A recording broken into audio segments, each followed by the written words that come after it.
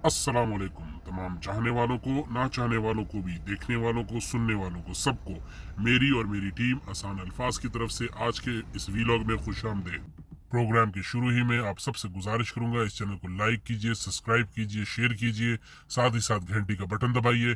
घंटी के बटन दबाने से हमारा जो भी नया प्रोग्राम आएगा आपको फ़ौरन उसकी नोटिफिकेशन आ जाएगी।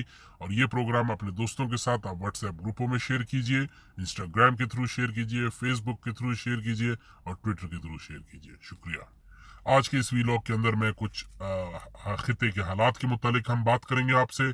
हम जब आपको जिस तरह पता है, हम आसान अल्फाज के अंदर कई रिटायर अफसरान भी हैं, कुछ हाजिर सर्विस अफसरान भी हैं, फौज से भी हैं, सिविल से भी हैं। हम जब सब आपस में बैठ के इस खिते के मुतालिक सोच रहे थे और अपनी इंफॉर्मेशन और अपना एक्सपीरियंस शेयर कर रहे थे, तो हमने सोचा कि एक वीलॉग बनाया जाए जिससे आवाम की ज़रा रहनुमाई की जाए। तो आज के प्रोग्राम के अंदर जो हमारा मौजू होगा वो होगा अमेरिका यहाँ पे बेसिस क्यों मांग रहा है। अफगानिस्तान में तो जंग खत्म हो चुकी है और वो यहाँ से हार भी गया। 20 साल उसने लड़ी है जंग, मगर कुछ हासिल तो नहीं कर सका। हाँ, जो हमें खबरें आ रही हैं मादनियात ले गया, वो तो है। यूं अगर देखा जाए तो अमेरिका तो यहाँ पे बेसिस बना के जा सकता था, मगर उसने उधर नहीं बनाई। तालिबान वापस आ चुके हैं। उसने तो पूरी दुनिया में ढिंडोरा मचाया था कि हम तालिबानों के लिए और अलकायदा के लिए जा रहे हैं। अलकायदा में से सिर्फ ओसामा बिन लादेन ही को पकड़ सके, और वो भी कोई सबूतों के बगैर। और पीछे फिर तालिबान भी अभी वापस ताकत में आ गए हैं। अब वो अफगानिस्तान तो नहीं जा रहा, मगर पाकिस्तान भी इतना क्यों जोर दे रहा है कि मुझे बेसिस दो। और ये तो बात कंफर्म है कि ये 2 दफा मैं आप लोगों से पहले भी खबर ये शेयर कर चुका हूँ। 2 न्यूज पेपर में ये खबर छाई हो चुकी थी कि अमेरिका के जो एजेंट हैं CIA के, वो निजी दौरे पे आए थे। निजी दौरा मैं आप लोगों को बता चुका हूँ। निजी दौरा ये होता है कि वो जिसको कहते हैं ना, democracy behind the close doors, के दरवाजों के बंद दरवाजों के पीछे से बात हो रही होती है, मगर वो सामने नहीं आ रही थी। इसी निजी दौरे पे वो आए थे। अमेरिका के जो FIA के CIA के जो चीफ है, वो आर्मी चीफ से मिले, ISI के चीफ से मिले। पाकिस्तान इमरान खान ने मिलने से इनकार कर दिया था, मगर इसी के बाद फौरन वॉशिंगटन पोस्ट के अंदर और डॉन के अंदर, दोनों अखबारों के अंदर ये खबर शाये हुई थी कि अमेरिका के CIA के जो चीफ है वो आए थे, उनको कोई कामयाबी नहीं हुई और वापस चले गए। और जिसके फौरन बाद इमरान खान ने वो स्टेटमेंट दिया था जिसमें कहा था एब्सोल्युटली नॉट। अब अगर हम थोड़ी हिस्ट्री में चले जाएं, तारीख में चले जाएं, तो तालिबान को सबसे पहले पाकिस्तान ने तस्लीम किया था, फिर UAE ने तस्लीम किया था, और फिर आगे 2-3 और ममालिक हैं, कतर हो गए, उन्होंने, सऊदी अरब ने, इन्होंने तस्लीम कर लिया था। इस दफा ये तो आप भूल जाएं कि अमेरिका वापस अफगानिस्तान में जाने लगा, कभी भी नहीं जाएगा। तो अमेरिका पाकिस्तान इसलिए आना चाहता है कि उसको अंदाजा है, उसको उसको पता है कि सबसे ज्यादा तालिबानों की सपोर्ट जो है वो पाकिस्तान में पाई जाती है, और वो भी ये नॉर्थ वेस्ट KPK के इलाका, बलोचिस्तान का इलाका जो बॉर्डर हमारा बनता है, वहां पे सबसे ज्यादा पाई जाती है, और बाकी पाकिस्तान में भी पाई जाती है। तो एक तो ये वजह होगी कि अफगानिस्तान के बजाय पाकिस्तान में अमेरिका बैठना चाहेगा और यहाँ से बैठ के पाकिस्तानियों पर भी नजर रखेगा और अफगानिस्तान में भी नजर रखेगा, क्योंकि हम सब जानते हैं अमेरिका की सपोर्ट पाकिस्तान में है, अफगानिस्तान में तो नहीं है। अब हम जब और भी रिसर्च कर रहे थे इसके अंदर, आसान अल्फाज की टीम कर रही थी इसके अंदर, हमें एक और खबर में मिली कि पाकिस्तानी मीडिया ने तो बिल्कुल रिपोर्ट नहीं किया, अफगानिस्तान की मीडिया ने थोड़ा बहुत रिपोर्ट किया, मगर सबसे ज्यादा इसको रिपोर्ट किया इंडियन मीडिया ने। और इंडिया की जो मीडिया की जो मेन खबर एजेंसी जो है ANI, उधर से हमें यह खबर मिली कि अफगानिस्तान के अंदर इंडिया ने कोशिश शुरू कर दिया, अफगानियों ने उनको, तालिबानों ने उनको ऑफर कर दिया है कि आप यहाँ पे आके अपनी असेंबली, सॉरी, अपनी एम्बेसी खोल लें। अब ये बहुत बड़ी खबर है, बहुत बड़ी। आपको याद होगा जब तालिबान आए थे तो ये इंडियन भागे थे वहां से, अभी ये वापस आना चाहते हैं। अब जरा नक्शा जरा देखें, जो तस्वीर बन रही है, अमेरिका यहाँ पे बैठेगा, अपने ड्रोन यहाँ पे लाएगा, बैकअप पे अमेरिका बैठा हुआ है, साथ इंडिया अंदर चला जाएगा।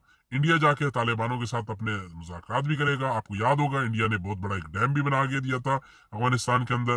वो दोबारा से ताल्लुकात वहां पे अफगानियों तालिबानों के साथ बहाल करना शुरू करेगा, और इस वक्त कोशिशें शुरू हो चुकी हैं, करेगा नहीं, शुरू हो भी चुकी हैं ये। इस तरह अमेरिका जो है वो पाकिस्तान में बैठ के नजर रखेगा अफगानिस्तान पे, और इंडिया जाके आगे काम करेगा उसके लिए सारा।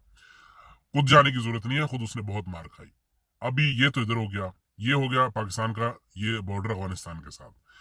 अगली तरफ यही इंडिया, जो अमेरिका पाकिस्तान में बैठा होगा बेसिस लेके, साथ ही इंडिया को कहेगा मैं तुम्हारी बैकिंग पे हूँ, अभी चाइना के अंदर भी तुम मस्ती शुरू करो।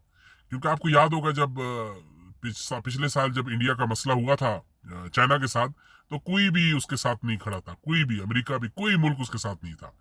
अभी अगर अमेरिका बहादुर पाकिस्तान आ जाता है, तो आप ये देखें कि इंडिया को कितनी बड़ी शय मिल जाएगी इस इलाके के अंदर। वो जिससे चाहे पंगा ले ले, जिसको चाहे तंग करे, अफगानिस्तान में आए, पाकिस्तान में जाए, और साथ ही साथ अगले, अभी नहीं मगर उसकी प्लानिंग होगी कि वो चाइना के साथ भी मस्ती लेना शुरू करे। क्यों? उसकी बैकिंग के ऊपर अमेरिका बैठा होगा, और अमेरिका जो है, अमेरिका से नहीं आएगा, वो अपने एयरक्राफ्ट कैरियर समंदर में नहीं खड़ा है, वो पाकिस्तान की सरजमीन पे बैठा होगा, उसको कहीं जाने की जरूरत नहीं है। अब इससे टाइम कितनी बचत कर रहा है अमेरिका, देखिए अमेरिका जो अगर एयरक्राफ्ट कैरियर उसने समंदर में खड़ा किया हुआ है, उसके लिए वहां से जहाज उड़ के आता है, वो ऑल द वे इंडिया से गुजर के जाएगा, ऊपर पाकिस्तान से गुजर के जाएगा, फिर उसकी मदद करेगा। वो पाकिस्तान से बैठ के 15 मिनट के अंदर F-16, 15 से 20 मिनट के अंदर कहीं भी किसी सी, इवन बलूचिस्तान के किसी बेस से उड़ के जा सकता है, इंडिया की साइड पे जा सकता है, और रिफ्यूलिंग का मसला नहीं होगा। तो उम्मीद है कि आपको जो मैं एक पिक्चर समझाने की कोशिश कर रहा हूँ आसान अल्फाज के अंदर, आपको समझ आ चुकी होगी। अभी आप सवाल करेंगे कि अमेरिका जो है वो इंडिया के अंदर बेसिस बना दे। नहीं, इंडिया ने अपनी पूरी तारीख के अंदर कभी किसी मुल्क को बेस नहीं दिया, क्योंकि उनकी फॉरेन पॉलिसी बहुत सख्त है। उनके पास कभी कोई भिखारी वजीर आजम नहीं बना, और ना ही कभी कोई ऐसी अहम पोस्ट पे आदमी बैठा हो जिसको एक खत भेजा जाए या टेलीफोन किया जाए, उसे कह दे कि we will bomb you to the stone age, कि हम तुम्हें बम मार के पत्थरों के जमाने में भेज देंगे, और उसकी टांगे कांप जाओ, फौरन उसको बेसिस दे दे। ऐसा कोई आदमी भी कभी नहीं गुजरा। मुझे अंदाजा है कि मेरे सुनने वालों को ये बात अच्छी नहीं लगी होगी, मगर जो हकीकत है वो तो है, क्योंकि हमारे पास ऐसे बंदे गुजर चुके हैं कि वो एक खत के ऊपर घबरा जाते हैं और फौरन अमेरिका के आगे लेट जाते हैं, जो अभी हम एक दो दोबारा उसका एक मंजर देख भी रहे हैं आजकल। अब अगर इस हुकूमत ने जो आई हुई है, इन्होंने परवेज मुशर्रफ वाली गलती दोबारा की कि अमेरिका के आगे फुल लेट जाएं, जिसके चांसेस हैं, तो पाकिस्तान दोबारा से उसी हालत में चला जाएगा। वो मैरियट की बॉम्बिंग, हर तीसरे दिन एक बम फटता था, कितनी हमारे जवान शहीद हुए, कितनी सिविलियन जाने उसके अंदर जाया हुई, वो APS वाला दोबारा बच्चों को किस तरह मारा उन्होंने, ये तमाम बातें दोबारा शुरू हो जाएंगी, और जो बिल्कुल अमेरिका के हक में है, इंडिया के हक में है, मगर पाकिस्तानियों के हक में नहीं है। तो जो फैसला कर रहे हैं वो जरा देखें, क्योंकि अमेरिका की हिस्ट्री रही है कि जब भी वो लोगों को यूज करता है, उनके बाद उनको आधे रास्ते छोड़ देता है। और ये पुरानी बात क्या, हम अपनी क्या बात देखें, अभी अफगानिस्तान के साथ क्या किया, आए थे संभालने के लिए, रातों रात दुम दबा के भाग गए। अब परवेज मुशर्रफ के दौर में क्या था, ठीक है अमेरिका ने हमें डॉलर तो भेजे, 80,000 बंदा हमारा शहीद हो गया, मुल्क हमारा कितना पीछे चला गया, वो कम से कम हम लोग 10 साल पीछे चले गए, जब पूरी दुनिया तरक्की करी थी, इंडस्ट्रियल लग्स नहीं थी, हम लोग यहाँ पे बम धमाके हो रहे हैं और हम अपनी जंग लड़ रहे थे, वो भी किसी और की जंग, अपनी बका के लिए। अब ये अगर हमने दोबारा कर लिया, पाकिस्तान फिर 10 से 15 साल पीछे चला जाएगा और दुनिया फिर और आगे निकल जाएगी।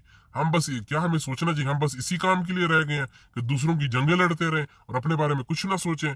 मैं उम्मीद करता हूं कि कहीं ना कहीं कोई इस बात को सुनेगा, देखेगा, और वो भी ऐसे ही सोचेगा कि जिस तरह मैं सोच रहा हूँ और जिस तरह हमारी आवाम सोच रही है, और वो इस जंग में, किसी और की जंग में घुसने की कोई जरूरत नहीं है। अल्लाह से दुआ करेंगे कि अल्लाह ताला हर पाकिस्तानी के जान माल ईमान की हिफाजत करे। आप लोग इस चैनल की हिफाजत कीजिए, हम आवाज़ों के मेरे साथ नारा बुलंद कीजिए, पाकिस्तान जिंदाबाद, पाकिस्तान पाइंदाबाद। अस्सलाम वालेकुम।